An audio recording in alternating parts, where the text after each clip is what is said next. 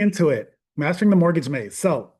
Um, just a quick background on me. I've been doing this 15 years in the mortgage business, and I came from a background of selling commercial real estate before that.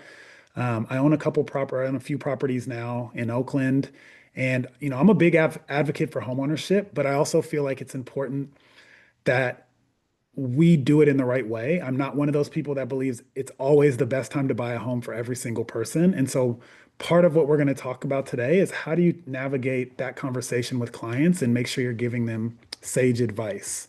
So we're going to go over qualification because I think that's helpful in just understanding how and what determines your ability to get a mortgage. We're going to jump into the benefits of homeownership, some of the risks, and then we'll do a little bit of a deeper dive into the contract, contingencies, appraisal, loan disclosure, signing, and credits. Okay. There's a lot here. So at the end, I'll definitely leave some time for any questions, or if you want to throw some questions in the chat, I'll try my best to pay attention to that as well. Okay. Right on. So let's start. So there are three things that banks are looking for in determining a client's ability to get a mortgage. And basically, I think of it as a stool with three legs. If you only have two of the three legs, you cannot stand up your stool. So we typically need all of these three things to qualify for a traditional conventional mortgage. So the first thing we look at is credit. The second thing we look at are assets, or that's the money for the down payment. And then finally, we're focused on income. When people get pre-approved, and you guys probably know this, we're going to have them complete an application so we get their biographical info. And then if they are employees, we'll get W-2s and pay stubs. If they're self-employed, we'll typically get tax returns to document their income that they report. And then we'll usually get bank statements. Now, there can be a whole myriad of other things that we ask for. If they've been divorced in the past, we might need to get a divorce decree. If they have investments or corporations or partnerships, there might be other corporate taxes we require. But these are the basics of what we're looking for. Now, let's take a look at a hypothetical person. This is Brenda Borrower. She is our borrower. She's the one we're going to be focused on today. Brenda is a teacher. She's been on her job for 10 years and she makes a good amount of money, $120,000 a year, which is great because that's exactly $10,000 per month. Makes the math really simple for us. Brenda has some savings. She has 40K in checking in savings and stock, and then she has a retirement account with 50,000 in it. She doesn't have an auto loan, but she does have some credit card debt and a small student loan. And she wants to look at buying a condo for about 500,000. So that's her situation. She's come in. You guys have met her at the open house or through your amazing marketing and lead generation strategies. And now you say, okay, cool. It's time to get pre-approved. So when I talk to her, the first thing we're going to look at is credit. Credit is an indication of your past repayment history. If you have paid back everybody on time and in full, you will have great credit. And typically, a great credit score is something above 720. 720 is considered par. That's like normal pricing, normal credit for the American consumer. That's where you see average rates. If you have higher credit scores, you can see better interest rates. If you have lower credit scores, especially if your credit's under 680, you'll start to see worse rates for most products. The second thing we look at when we're pulling someone's credit, and the reason why we pull it is we don't just want to see their credit score. We also want to look at their ongoing monthly obligations, car loans, student loans, credit card payments.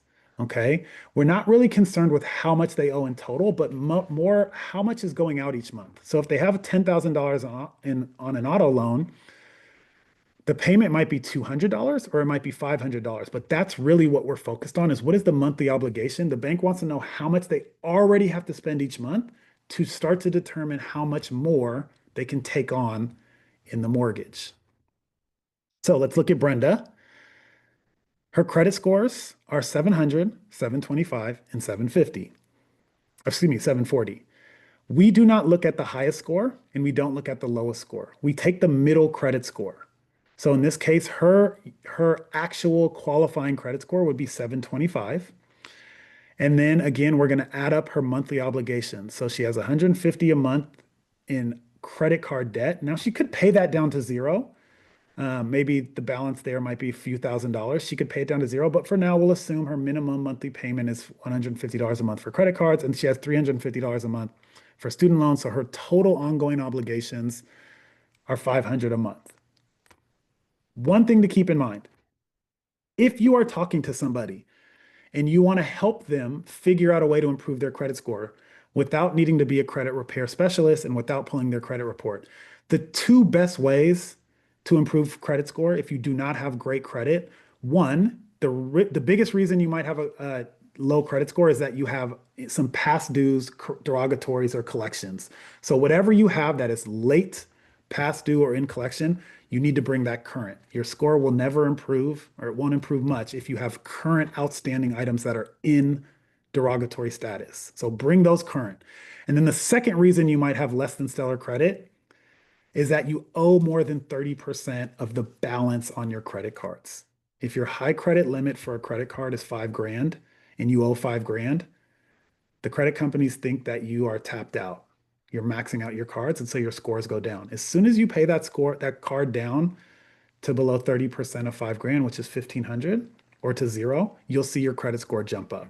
Now, there are other things that go into your credit score. The length of history. Do you have multiple different items? Do you have um, perfect on-time payment history? But these are the two best ways to get your score up right away: is pay off anything that is in collection or derogatory, and then keep those credit card balances low. Now, let's look at assets. So remember, lenders like to see 20% down. That number comes from somewhere. In that, if you have 20% down, the bank feels like you have enough equity, you have enough quote unquote skin in the game, that if something goes wrong, you're going to do the right thing by either selling the home and paying the lender back or continuing to make your payment, right? If you have a good amount of equity, they don't feel like you're just going to walk away from the home and let it go in foreclosure. Now, that said, you can buy with less than 20% down. Typically, when you do that, you're going to have to pay the piper in the form of mortgage insurance. Mortgage insurance is in either a monthly or a one-time fee that you pay for the privilege of buying a home with less than 20% down. It's not necessarily a terrible thing. I mean, some people would have to wait years sitting on the sidelines to save up 20%, but they can get in the game sooner by paying mortgage insurance. And mortgage insurance effectively insures the lender for their risk because you have less than the 20% down that they would like to see. Okay. There are three typical sources of funds for a purchase: money in an account with your name on it, checking, savings, stocks, investments. You can even borrow from retirement or take money out of retirement. Number two is gift from family. And notice I'm saying gift and not loan. So at the time somebody is gifting money for the purchase, they will sign a gift letter acknowledging that there's no expectation of repayment. Now, if that if the person receiving the gift actually does pay them back in the future, we would never know or care. But at the time they receive it, we need everybody to acknowledge that there's no monthly payment associated with it that's going to impact the borrower's ability to pay the lender back, right? There's no strings attached. And then the third way that you can get money for a down payment is if you own a home and you're pulling equity out of that home to use as the down payment for your next purchase. This is what we call the two home tango, right? Where you're buying a home before you've sold your current home and you need to pull equity out from a bridge loan or a home equity line of credit or something like that. There's one other thing that's not on here, and that's down payment assistance, either from employers, governmental agencies, et cetera. That's a whole different thing. We can get into down payment assistance loans and how they work. But for now, I'm leaving that aside because that's not something that will apply for everybody across all income types, property types, and down payment types. Now, when you go to purchase a home, do not forget, and you guys know this, but don't forget, you have to deal with closing costs. In California, the closing costs are typically anywhere from 1.5 to 3% of the purchase price. So if you're buying a home for 500K, those closing costs can be anywhere from 7,500 to maybe 15 grand, depending on the type of property, down payment, if they're setting up an impound account for taxes and insurance, et cetera. But that's in addition to the down payment typically. And then also size matters in the sense that different loans have different rules. Conforming loans are different than jumbo mortgages. Typically, a jumbo loan, a loan amount that is so big it can't be sold to Fannie Mae and Freddie Mac, which are the government clearinghouses. Typically, those loans require more down payment because the lenders that make them don't get to just automatically sell them to the federal government. They have to keep those loans and service them. Okay. So let's look at Brenda. Brenda is trying to purchase a home for 500K and she wants to put 10% down. So she's going to be dealing with a down payment of 50 grand. Plus, remember, she's going to have about two, in this case, 2% of the purchase price is closing costs. So that's 10,000. So she needs roughly 60K to close escrow on this transaction, assuming no seller credits or anything like that. Right now, she has 40 grand in her checking and savings. She's going to borrow 20,000 from her retirement account. And just so you guys know, typically when you're borrowing from a retirement account, a 401k or 403b, you can borrow about 50% of what's in there. So if somebody has 50 grand in there, she could borrow up to 25,000. You can't borrow more than 50K. So if she had 300,000 in her retirement, she couldn't borrow 150. She could still only borrow 50,000. Okay. So in this case, she's going to borrow from herself. It's not a terrible way to do it because she's paying back herself, but in the future with her pre-tax dollars out of her checking account, or excuse me, out of her pay stub. So borrowing from a retirement account is, people think it's a terrible idea because we're all told don't touch your retirement. But in this case, if you're borrowing from your retirement to invest in another appreciating asset, it could be a good way to make it work if you otherwise couldn't get gift from family or save the money yourself.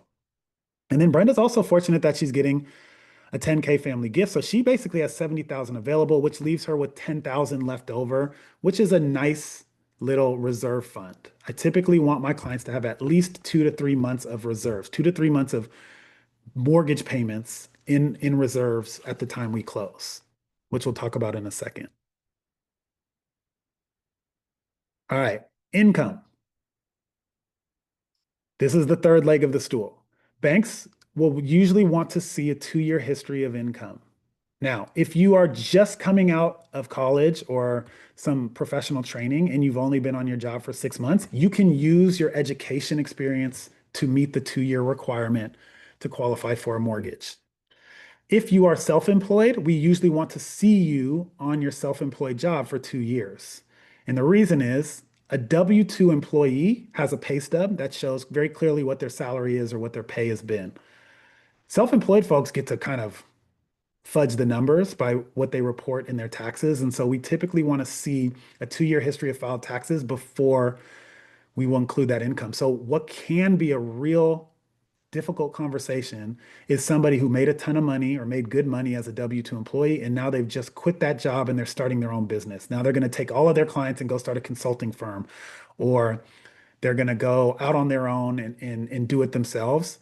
Even if they're making more money in reality, there can be a lag of a year or two before they can qualify for a mortgage because we want to see that history. So I have this conversation with people multiple times per month. It's always a difficult conversation to explain to them when they know they're making good money, but I tell them that the banks won't count it until they've been on the job for a period of time. Um, for W-2 people, for salaried employees, we take your gross pay, so before taxes come out. For self-employed people, we take your net. So after you deduct all of your expenses, that's what we look at in determining your income. It's not a problem to change jobs if you're a salaried W-2 person and you're going to a new job in the same line of work or profession as another W-2 employee. That's fine. Very simple. If you are going from a W-2 to self-employed, that's that issue we just talked about, where you're going to have a lag in income and you're really not going to have much income at all. Um, there are some more permissive lenders that are popping up that are kind of shrinking that timeline. But in general, it's very difficult to leave your W-2 job, start self-employed, and then immediately look to purchase a home. So if you have one of those people, make sure they buy before they change their jobs. Let's go look at Brenda. So Brenda makes $120,000 a year, which is 10 grand a month, which is super easy and helpful. So here's how the banks figure out your ability to buy a home. We have what we call our debt to income ratio. You will hear the phrase DTI. Okay, this is something that's very common in our world. The debt to income ratio tells us the maximum amount that you can have going out each month in the way of your long term debts, car loans, student loans, credit card payments, plus this new housing expense. All right. So in this case, the debt to income ratio for the loan Brenda's seeking is 50%, which means if she makes 10 grand a month, we're looking at this monthly. If she makes 10 grand a month, she can have $5,000 a month in the way of her long-term debts, car loans, student loans, credit card payments, plus this new housing expense. So that 5 grand minus her 50, minus her $500 a month of her credit card and student loan means she can have 4,500 for her housing expense for everything. Okay. So let's take a look at what her situation would be. Brenda again wants to purchase a $500,000 home with 10% down on a condo. So we have to factor in her homeowners association dues. And she's going to put, again, 10% down. So she wants a $450,000 mortgage. At 7%, that payment's around $29.93 per month. Then we're factoring in taxes that go to the county, homeowners insurance to cover her possessions within her unit, her monthly mortgage insurance because she's not putting 20% down. So she has that PMI, that mortgage insurance to insure the lender for their risk, and then her homeowners association dues. So her all-in number is around $4,000, 4,068. And remember, we said that she could go up to 4,500. So let's do the math. 4,068 plus 500. This is her car loan, or what was it? Her student loan and her credit card payment gives me debt to income of 45. And remember, we could go to 50. So in this case, Brenda would qualify. She has a credit score that works. She has assets or a down payment that is sufficient and verified. And she has debt to income ratio that is satisfactory. So she would qualify. She needs 60K all in and she has 70K. And in fact, if we were to take her up to her max, and this is part of what we'll show people, is we could show her that her actual max here would be closer to 550,000. That's how high she could go. So let me pause for 1 second. I want to mention something to you guys. So I talked to every client about the difference between these two things. And this is our deliverable. This is what we try to get to clients when we meet with them. One is qualification. That's what we just talked about. Credit, income, assets. Based on the bank's rules, how high could you conceivably go if we were to stretch to your absolute limit for the perfect property? But that's only half of the question, right? We could tell Brenda, hey, your max buying power with 10% down is 550 grand. If I then send her back out there to look for homes, she may not have enough information. So on one side we have our qualification, but the other part of this is affordability. So what we always do is we give our clients some dynamic worksheets that they can then use to adjust for different down payments, different purchase prices, and different interest rates. So I might tell Brenda, hey, you can qualify to 550. When she runs the numbers using the worksheets that we give her that are already dialed in, these are significantly better than the online mortgage calculators you find with Redfin and Zillow. When she does that, she may determine for herself that she needs to stop at a purchase price of 425 or 475 or 500 because the affordability part is about what she's comfortable with as far as her monthly payment, taxes, insurance, out of pocket, and closing costs. Okay. So what we just ran through here was qualification.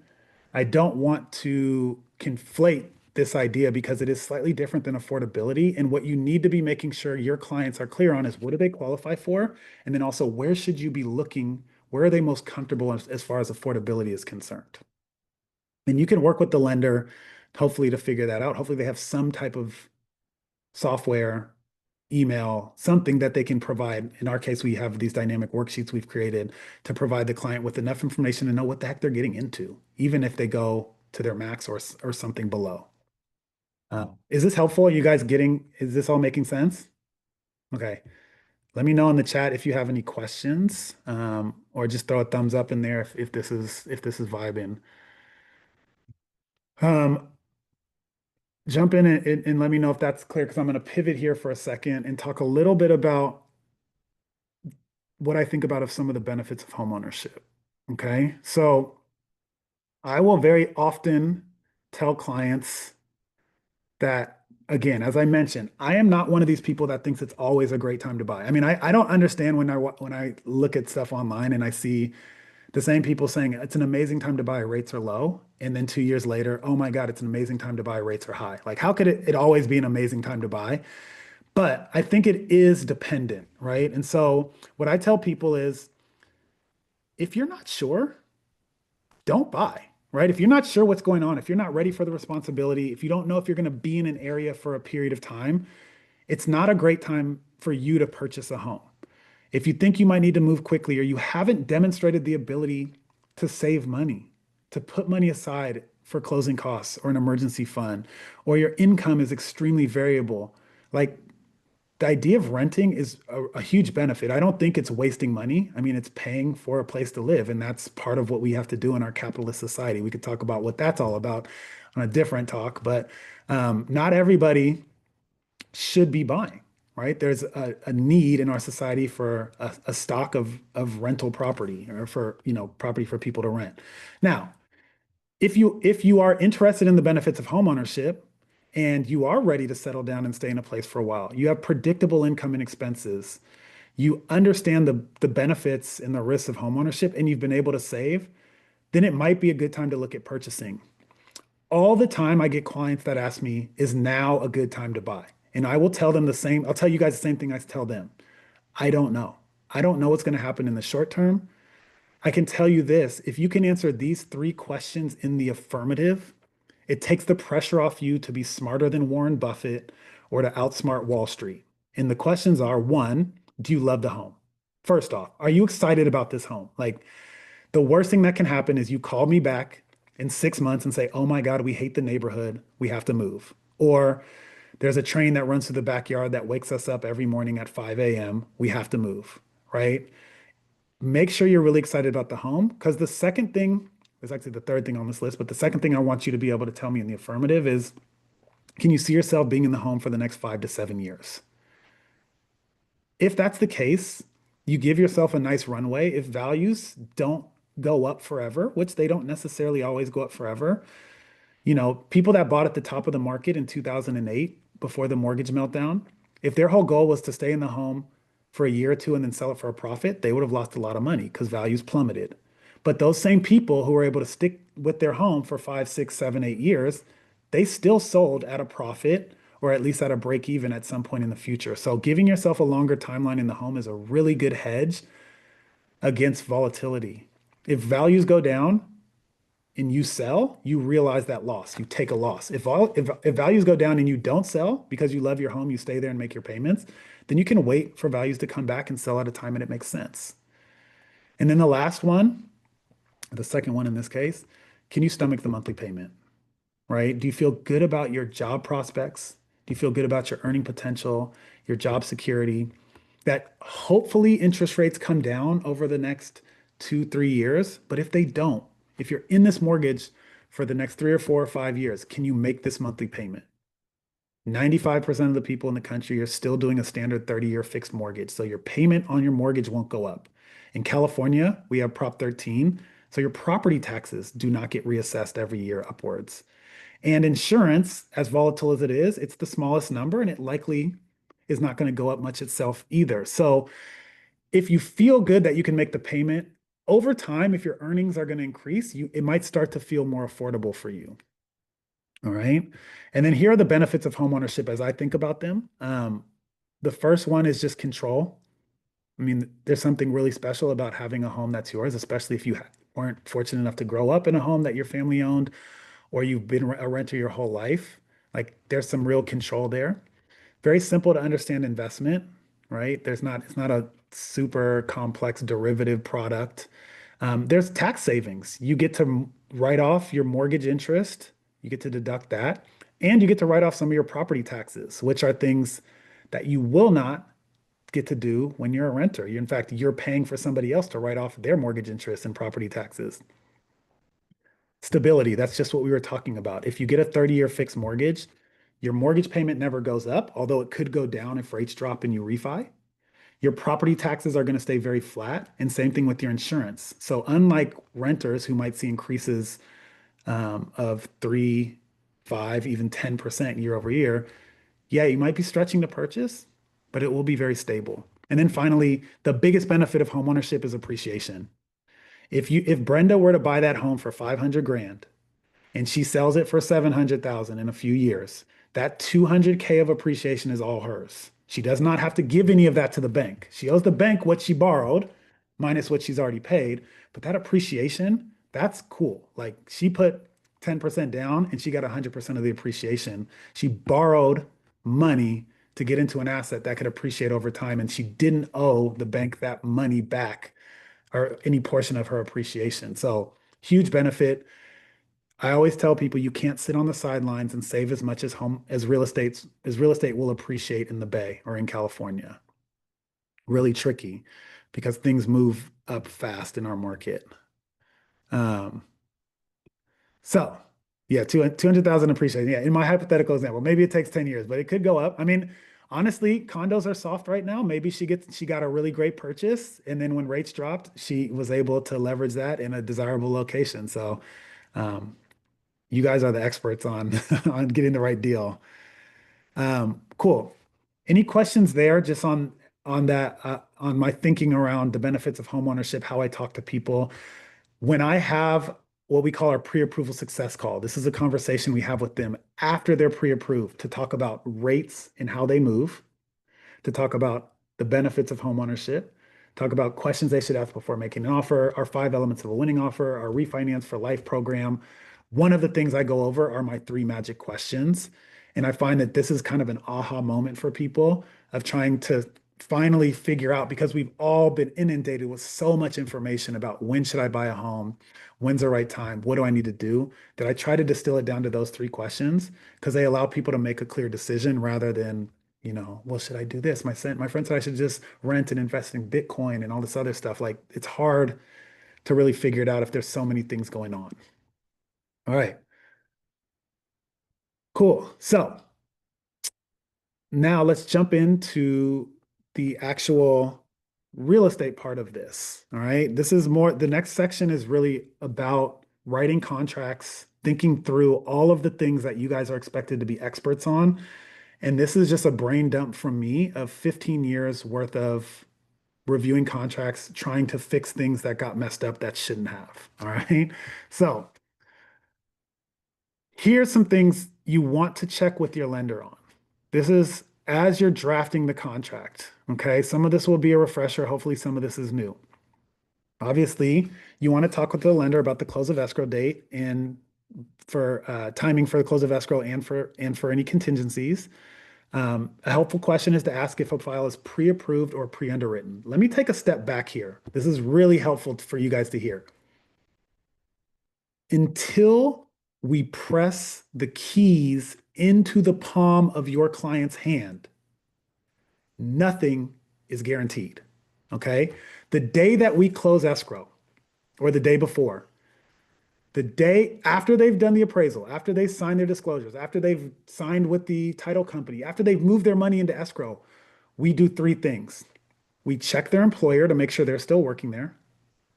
We pull their credit to make sure they didn't go out and buy a different house or a boat or a helicopter or an RV or something crazy.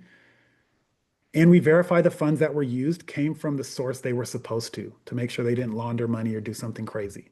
So when we talk about pre-approved, pre-qual, pre-qualified, pre-underwritten, it's all very shades of gray. Okay. Until we're done, we're not done.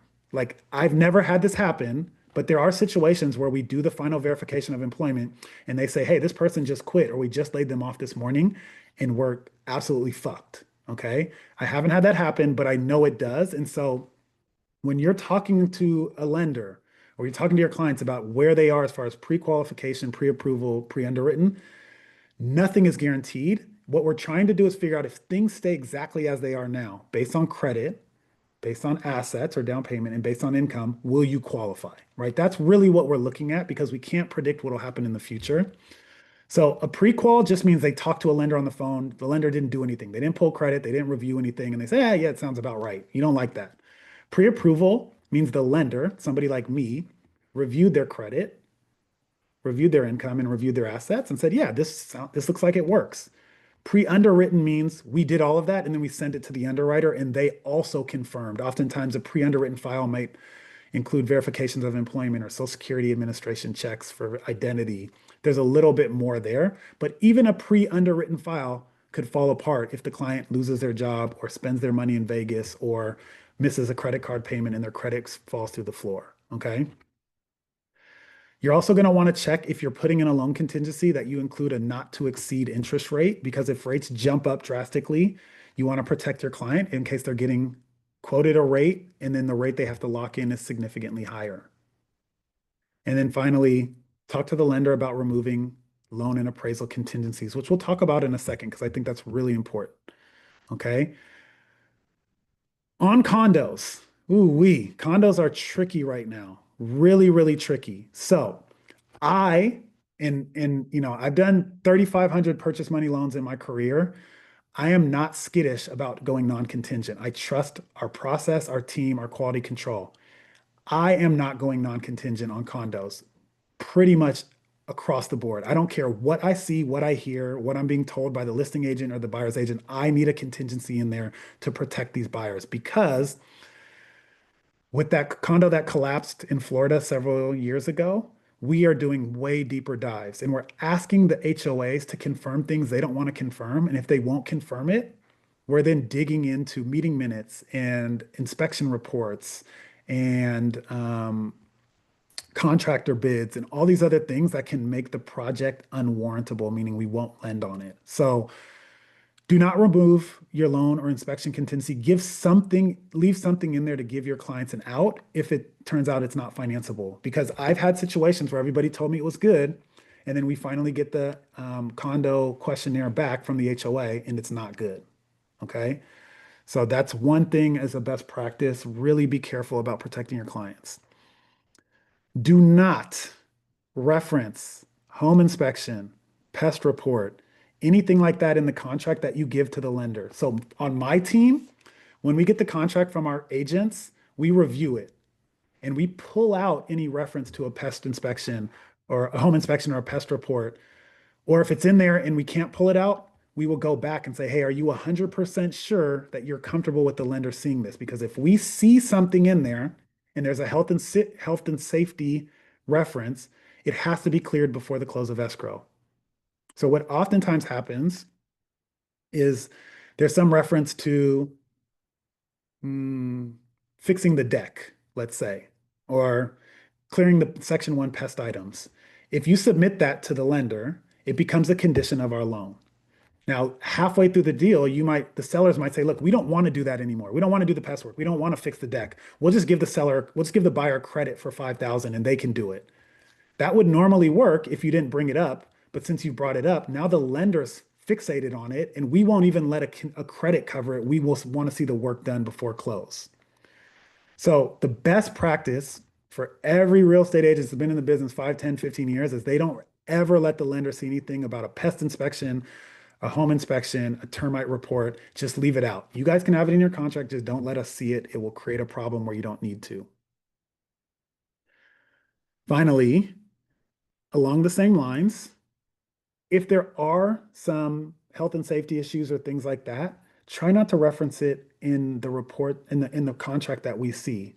A real veteran move, what I've seen some veteran agents do is they submit the offer, you go back and forth with addendum 1, 2, 3, 4. You're negotiating all of these terms. A bunch of stuff is going on back and forth in there that maybe you don't want the lender to see because it talks about things that are going to create issues.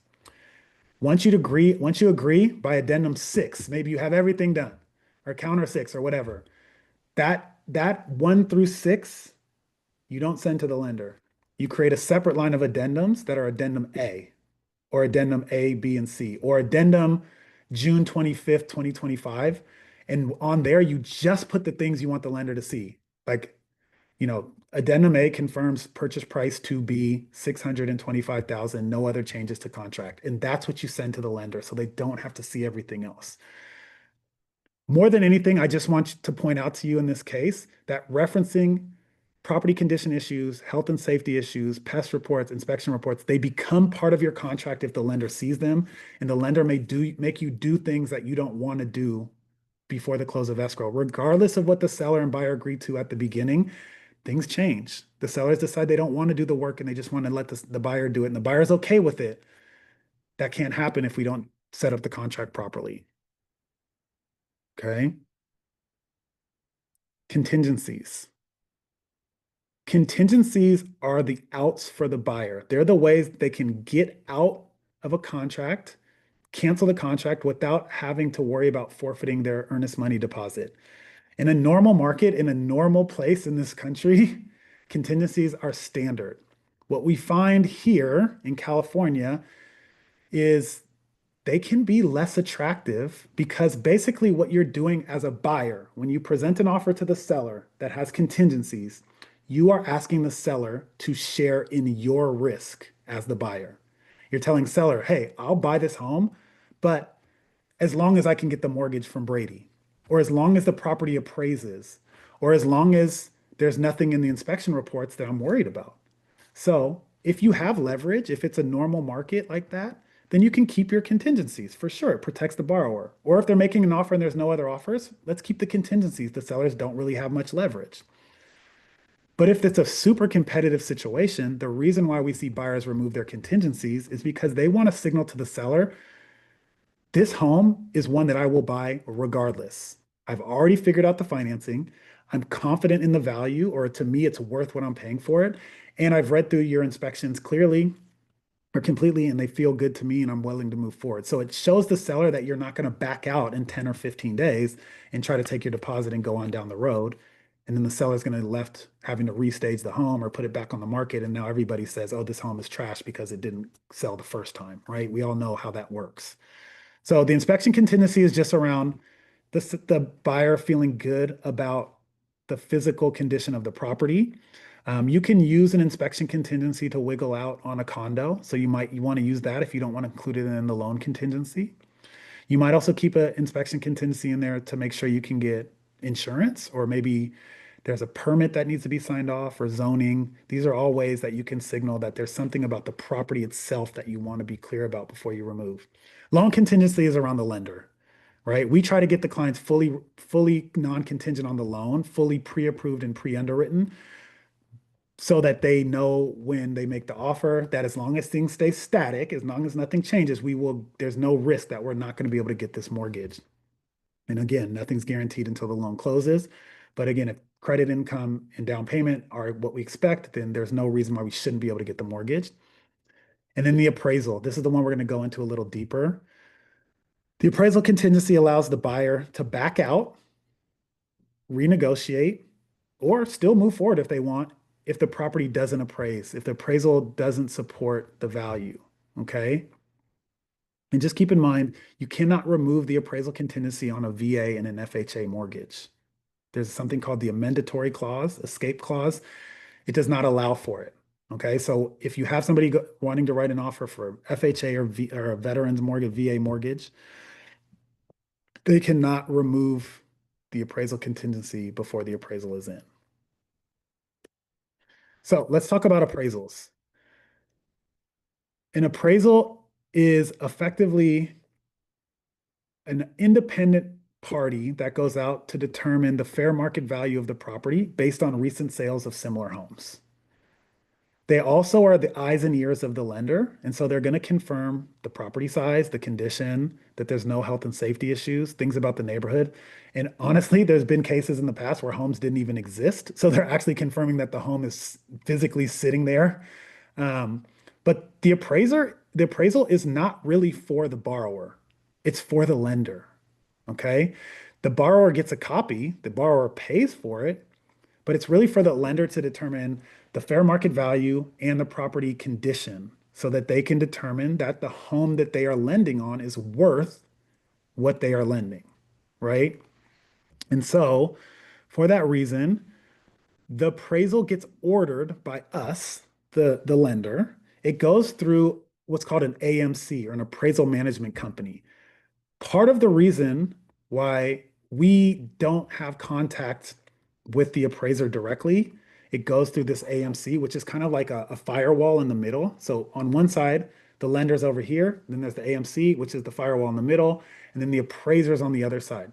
Back in the Dizzy, back in 2008 and previous, the lender called up the appraiser directly and they said, "Hey, sending you out to this home.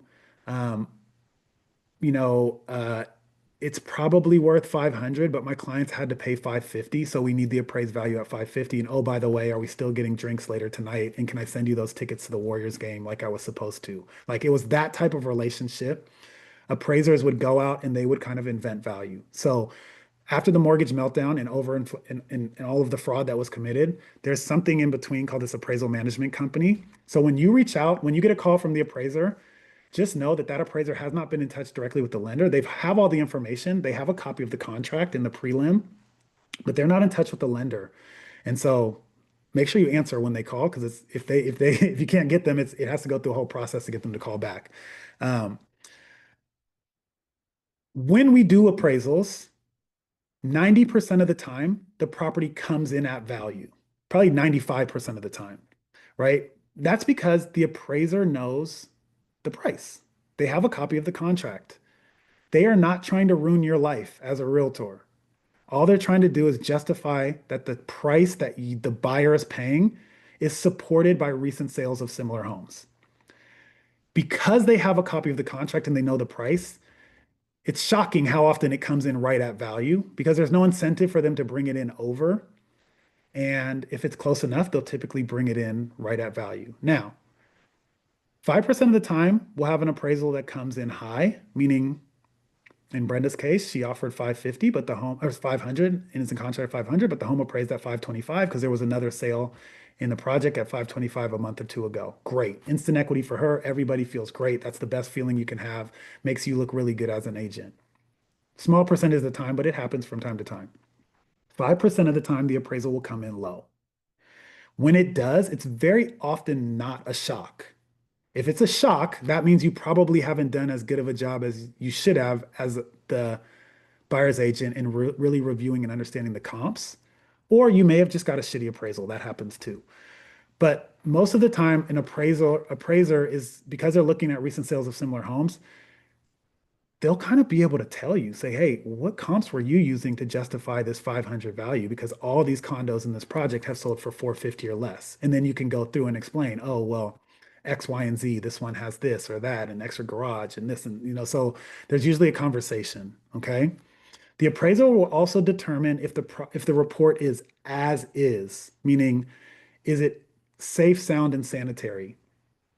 If it's subject to repairs or additional inspections, that means the appraiser may have gone out and said, "Hey, this home is worth 500, but it's subject to adding a railing to this deck because it's unsafe, or um, putting a fence around the pool because a kid could fall in and hurt themselves, or there's black mold in the garage. Did you not see that? It needs to be remedied." So when you have a subject to a report, it does not mean that you can't get financing. It just means that work needs to be done before the appraiser will sign off on it. So best practices for appraisals, and I'm going to go through this pretty quick because I will send this to you guys.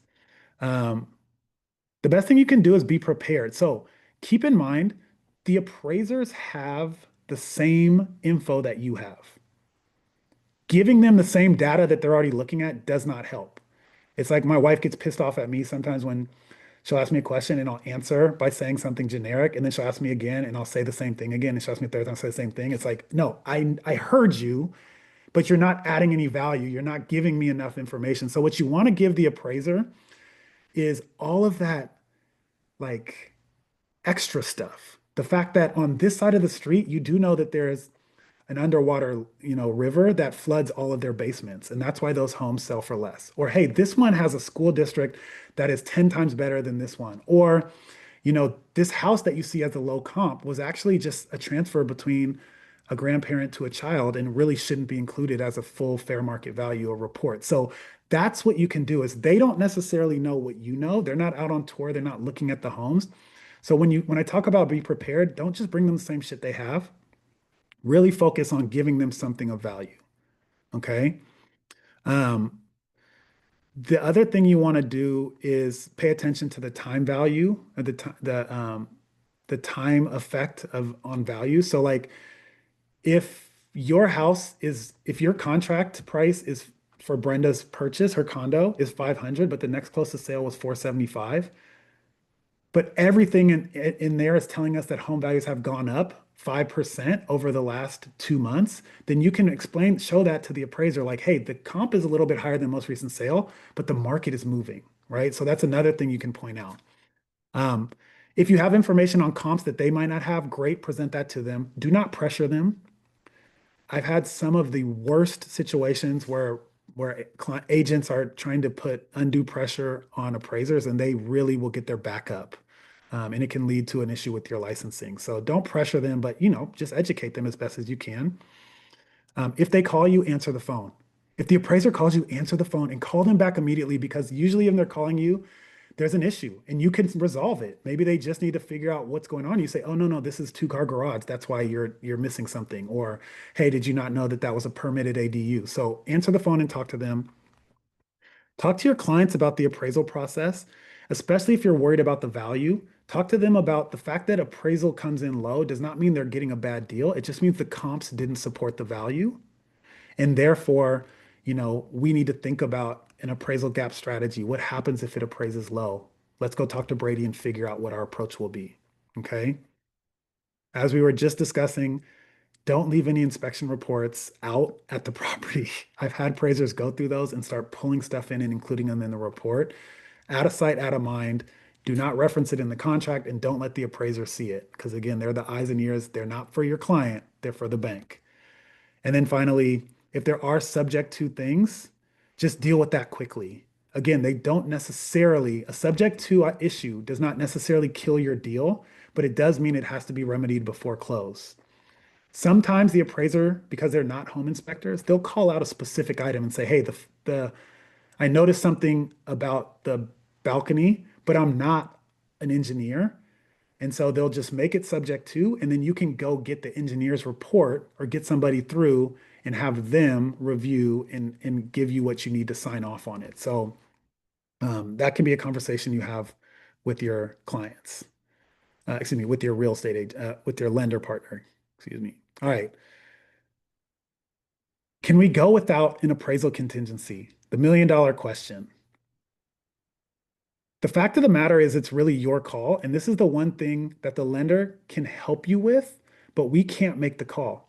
The reason why you guys are getting paid good money on these transactions is you have to make difficult decisions in helping your clients market themselves as the best possible buyers to the seller. So the thing to keep in mind is the bank is going to lend you based on the appraised value or the purchase price, whichever is lower. Okay. So if you remove an appraisal contingency, you need to be either one, 100% sure in the value. Like you've looked at all the comps, every home is sold for 600,000 and you're only offering 500. It makes perfect sense that this is going to appraise. Number two, you're going to make sure that you have, if you're going to go non-contingent, that the buyers have some ability or have a larger down payment, meaning they can absorb a shortfall in the appraisal, which I'll show you in a second. And number three, if you're worried about it, you have an appraisal gap strategy, meaning we have a way to proceed if the property appraises low, either by changing the loan programs, adding PMI, getting help from family, coming up with more funds. But these are the things that you're going to want to do if you are writing non-contingent on the appraisal, which may very well be necessary. Okay. So if you get a low appraisal, you make an offer, the appraisal comes in low.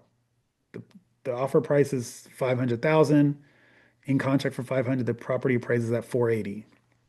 One thing you can do is you can rebut the appraisal.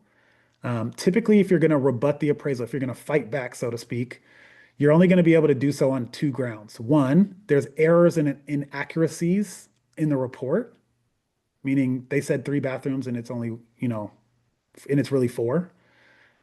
Or there are additional comps that should have been considered and weren't. The appraiser missed that there's a home around the corner that was also a flip that sold at exactly the same price last week. Or they didn't do, the right adjustment on value for the pool or the length of time since the other home sold. So you can dive into the data, but you can't just say, yeah, well, the landscaping is beautiful. Like to me, it should be worth more. It's got really beautiful flowers. Like that kind of emotional or subjective thing isn't going to move an appraiser. Sometimes You can order a second appraisal if you've gone through the process of rebutting. You haven't gotten the satisfaction of a changed report, but the appraisal management company believes that a second report would be beneficial. Sometimes you can order a second report, but you have to go through the whole process. The other thing you can do is you can change lenders. Like your appraiser, they started with, I mean, we have this happen quite a bit, especially with the big box banks. They start with one of these big box banks, they get a shitty appraisal. They call up and say, "Hey Brady, we have 15 days to close. Can you save this deal by getting an appraisal? Can we get a new appraisal and see if you guys can get it to come in at value?" Um, if your client has a low appraisal, but they have a bigger down payment, it might not affect anything. So think about a situation where the home's in contract for $1 million. The client only was going to borrow 500,000. They have a huge down payment. If that property appraises for 900 or 950, that does not change their ability to get a mortgage for 500 because they had so much equity. So if you have a big down payment, there's really no risk and you really no need for an appraisal contingency because it's not going to negatively impact the buyer's rate, their ability to get the mortgage, their loan terms, etc. If they have a contingency, they can renegotiate with the seller, or if they have a contingency, they can walk away, right? So that's the big benefit of having the appraisal contingency is you can go back to the seller and say, "Hey, this appraised low. Let's go back to the negotiating table. I'm not paying $1 million. It appraised at 950." Or, "Hey, if you don't negotiate with me, I'll walk and I take my deposit back like I'm entitled to and go look at the next home." So let's look at a quick example. Um, in this scenario where you have $1 million purchase price with 20% down, so you're expecting to do a $800,000 mortgage, the property appraises for 950, so it appraises low. Now I can lend that same person 80% of the lower of the appraised value or the purchase price to stay at the same loan terms. So I can reduce the loan amount to 760, which is 80% of 950,000, which is the appraised value. That would keep their same rate, their same terms, no mortgage insurance. Or in this case, I can keep their loan amount at 800, but now they're going to have slightly less than 20% equity, and so they'd have to deal with mortgage insurance. Okay? So the whole idea here is the appraisal gap strategy. What we talk to clients about when we have a situation where we're going non-contingent on the appraisal and we're worried about value is figuring out what is, A, B, and C. What are our options if something goes wrong? Um, quick trick for determining the price at which a home must appraise to avoid additional funds is to take the expected loan amount. So in this case, I'm showing you 1.5 on a $2 million purchase, to divide that by the loan to value, which is 80%, and that will show you the price at which the home needs to appraise without needing to increase the down payment. You don't have to remember this, but it's something that you can ask the lender saying, "Hey, I know they're putting a bit more than 20% down. Can you tell me the price or the value at which we need for the buyers not to need to come up with more money?" Okay. It's a simple equation that any lender should be able to help you through. Any questions on that? Any questions on the appraisal stuff or contingencies or best practices there? Okay, cool. We're almost done. I just want to run through the rest of this stuff real quick. Loan disclosures. After your client gets in contract, we are required by law to deliver a set of disclosures to them within 3 days. These disclosures are going to be all of the legalese, their rights as a borrower, their right to see an appraisal. It also includes an estimate, an initial, what is called loan estimate, of what is likely going to be their closing costs and funds due at close with our best estimates for the initial interest rate, et cetera. At that point, we don't have the insurance yet finalized. We don't necessarily even know if the seller has paid their county property taxes. So it really is an estimate. We're required by law to get it out within 3 days, but it's not always going to be accurate. And usually, what lenders will do is they'll overestimate those fees. And then as we move through the process, we will redo this worksheet. So it's called the loan estimate. The loan estimate goes out within 3 days, and it's just a guess. It's our best guess. We ask for fees from title, we ask for fees from escrow, but it's our best guess. And it allows lenders to be shopped against one another so you can get multiple loan estimates for your client to decide who they want to use. Contrast that to the closing disclosure. That's the one they have to get 3 days before we close escrow. The closing disclosure should be much more accurate, if not exactly to the penny, because at that point, we're 15, 20, 25 days into the contract. We have the escrow, I mean, we have the insurance policy. We finalize their rate. Maybe they're setting up an account to pay taxes and insurance monthly. We figured out how much the seller has paid towards county property taxes. So that closing disclosure is going to be kind of a to the penny accounting. And you can then compare it against the loan estimate to make sure the lender didn't try to jump in and add any extra fees. Okay. Loan estimate goes out within 3 days of starting. Closing disclosure has to go out within 3 days of ending.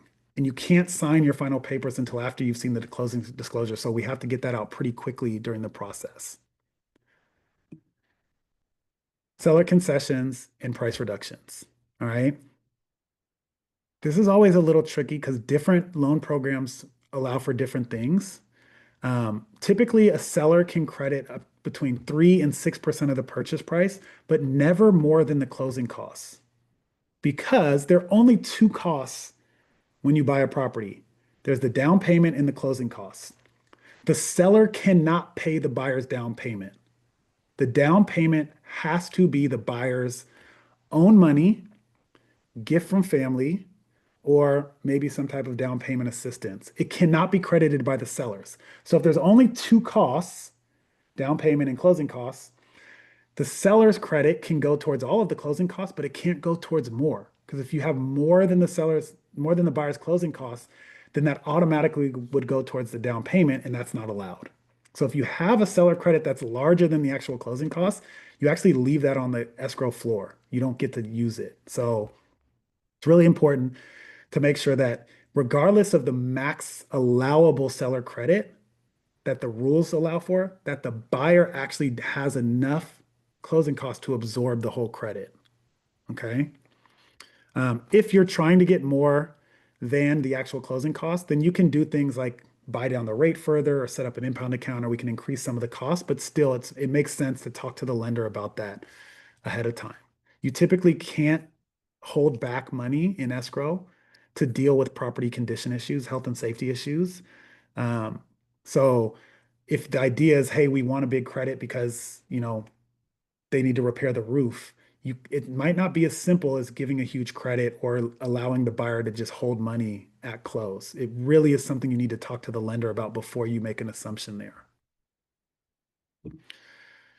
Now, this is something I also go over my pre-approval success call. I'm not going to do this too deep because we're already about time, but when you have some leverage, there are 4 ways that you can take advantage of that. Now, if you're writing an offer on a home and there's 10 offers, you got to put your best foot forward, right? I mean, you can't really go in and ask the sellers to do too much.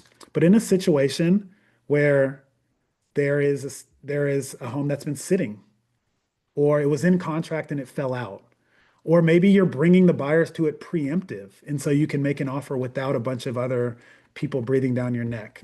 Here are the 4 things that you can do to help your clients. One, I'm going to do this out of order. Price reduction, pretty straightforward. The seller wants 1 million, you offer 980. That 980 reduces their taxes, their insurance, their closing costs, their mortgage by a little bit, right? It takes the payment down a bit. Pretty straightforward. It makes sense. Just ask for less. Number 2 is you can do a permanent buy down. A permanent buy down is effectively using a seller credit to help the buyer pay for a lower interest rate by buying points. Not going to get too deep into it, but points are effectively prepaid interest you buy one time to permanently buy down your rate. So in this case, maybe you still offer 1 million, but you ask for 20K as a credit from the seller, use that to buy points for the buyer, gets their rate down permanently. There's also another version of this, which is called a temporary buy down. Again, you offer 1 million, you ask for 20K back, and you use that 20K to temporarily buy down the rate for the buyer, typically flushing all that savings into the first year or two. Okay. Really good in a high rate environment where somebody says, look, I want to buy this home, but I just can't stomach this monthly payment. This is crazy. Like, what can we do to get the payment down? Well, a temporary buy down, or you will hear the term 2-1 buy down, is a really good way to do that. Finally, you can always ask for a seller credit, which is just what we talked about before. Seller credit to cover closing costs. Again, it can't be more than the actual closing costs, but that would be a good option when the buyer is happy with the price, they're happy with the payment.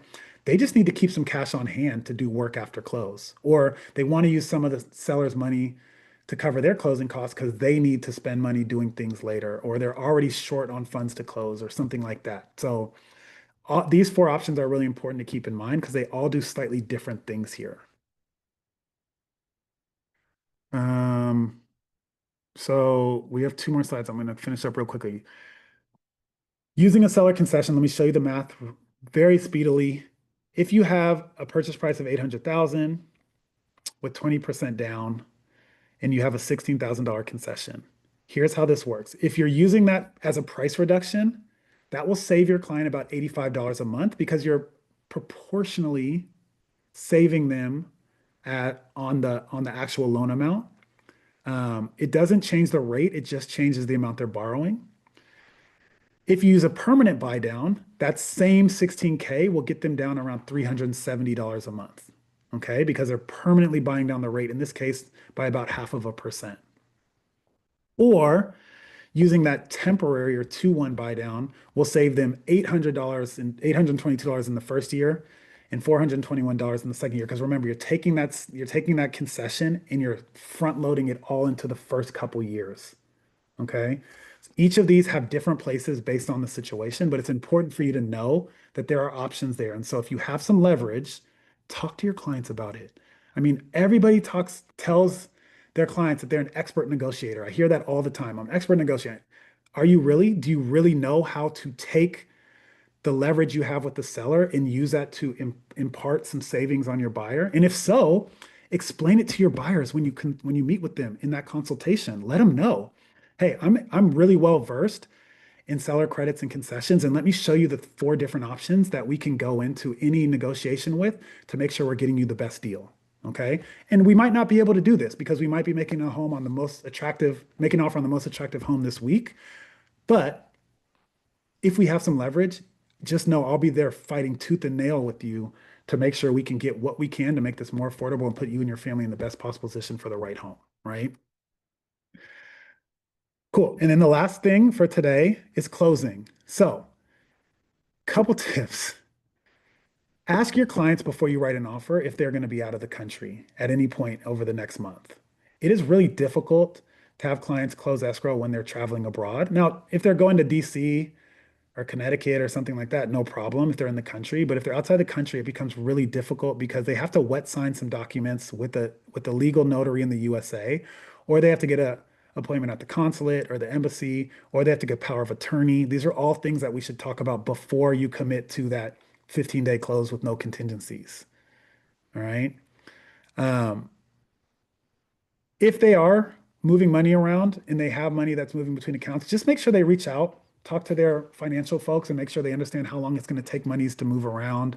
If they're liquidating money from a retirement account, do they send a check? Or do they wire it? Is there a delay? Do they have to go into the branch in person to do their final wire? All of that's helpful.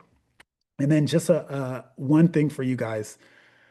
I am the unfortunate person who has had a client wire their money, almost $600,000, to nefarious like phishing attack during escrow. The escrow company was hacked. They sent an email to the client. They pretended as if they were the escrow company. They CC'd me, but a fake version of me. It was like a fake email of Brady. And they said, hey, if you get your money in by Friday at 4 p.m., we'll give you a $10,000 savings on your closing costs. The client was like, oh my God, that's so amazing. And then what happened is the fake Brady emailed the thread and said, yeah, this is a great deal. You guys should take advantage of it. And their fake real estate agent emailed the thread and said, oh my God, call me after you guys do it. Make sure you get this done before 4 p.m. on Friday. And so this client sent $600,000 into the ether. It was gone. They wired it to the wrong place. That Monday, they came in, they emailed the escrow company. They said, we never got a receipt for our deposit. The escrow company said, what are you talking about? We don't have any money. And then we went back and peeled it. So wiring instructions never change. That's the best way to protect your client. The wiring instructions will never change. So if somebody hits them up and says, why are your instructions over here? We have a different box for it, a different account for it. That's phishing, right? Double check the email addresses, remind them to call the escrow company, not from the number in the email, but from a number they can verify online. And if all else fails, send it, bring in a cashier's check. Okay. Um, cool. How do we do? We went a bit over. All right. So, any questions you guys have for me?